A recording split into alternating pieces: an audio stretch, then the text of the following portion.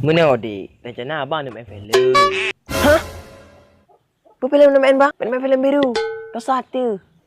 Kan dek. Kan filem biru abang main. Pusing bang.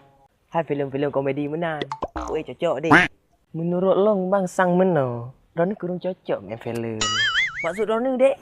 Rona lebih cocok EU mantang. Sesuai dengan hini.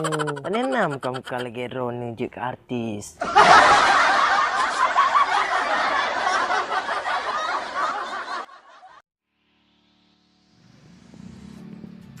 Okey. Menurut long sang mana?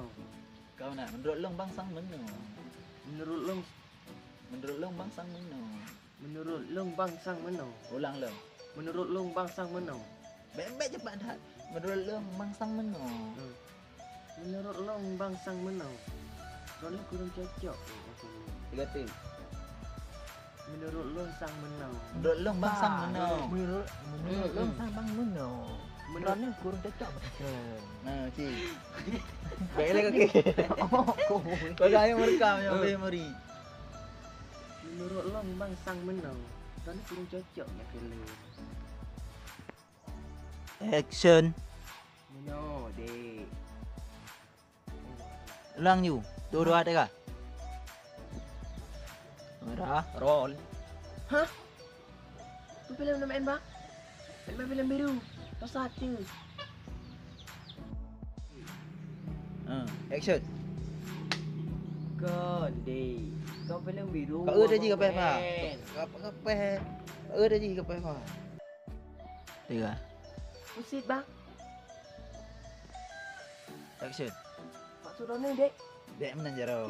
Maksud mana dek? Mana tu ah? Maksud Rona dek. Diulang lo. Maksud Rona dek. Tiga.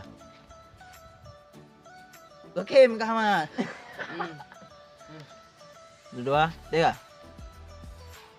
Baik mana? Kerang pukul ada je. Okey, biro ke? Dua, tiga. Kak ada je phone. Lihat mana hai kau? Nyok urga. Ya, mana? Dua, tiga.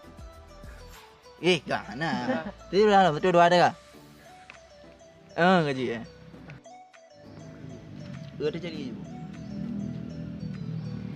Roll. Iron lebih hebat. Lebih cocok nak EU mantap. Rona lebih cocok. Beraya kamu tu. Rona lebih cocok nak EU mantang. Kanam yang muka lagi Rona lah. Nak cocok. Ke anak salah. Iron lebih hebat. Iron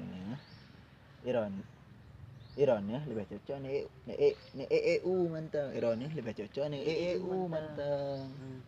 Beraya kamu tu berjauh. Rona lebih cocok nak EU mantang.